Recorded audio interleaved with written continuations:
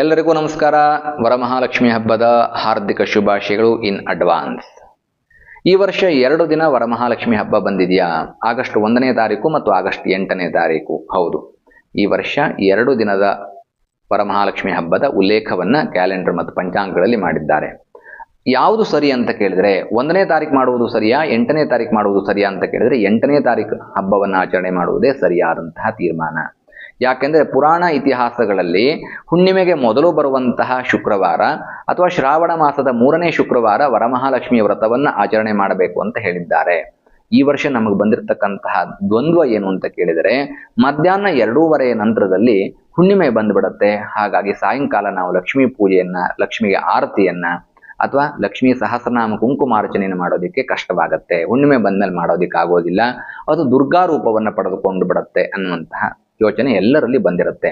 ಹಾಗಾಗಿ ನೀವು ಈ ವರ್ಷ 8ನೇ ತಾರೀಕು ಶುಕ್ರವಾರವೇ ವರಮಹಾಲಕ್ಷ್ಮಿಯ ಹಬ್ಬವನ್ನು ಆಚರಣೆ ಮಾಡತಕ್ಕಂಥದ್ದು ಸೂಕ್ತ. ಆದರೆ ಸಾಯಂಕಾಲ ಮಾಡುವಂತಹ ಆರತಿ ಮತ್ತು ಲಕ್ಷ್ಮೀ ಸಹಸ್ರನಾಮ ಕುಂಕುಮಾರ್ಚನೆಗಳು, ಮುತ್ತೈದೆಯರೆಲ್ಲ ಸೇರಿ ಭಜನೆಯನ್ನು ಮಾಡ್ತಕ್ಕಂಥದ್ದು, ಸುಮಂಗಲಿ ಸುಹಾಸಿನಿಯರನ್ನು ಪೂಜಿಸ್ತಕ್ಕಂಥದ್ದನ್ನ ಬೆಳಗ್ಗೆಯೇ ನೀವು ಆಚರಣೆ ಮಾಡಿಕೊಳ್ಳಬೇಕು.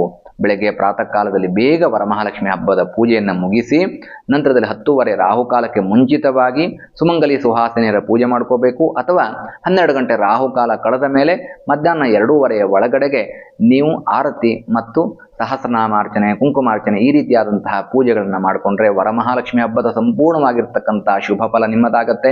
ಲಕ್ಷ್ಮೀ ಅನುಗ್ರಹದಿಂದ ಅಷ್ಟೈಶ್ವರ್ಯ ಪ್ರಾಪ್ತಿಯಾಗತ್ತೆ. ಆ ಅಷ್ಟಲಕ್ಷ್ಮಿ ಅನುಗ್ರಹ ನಿಮ್ಮ ಮೇಲೆ ಇರುತ್ತೆ.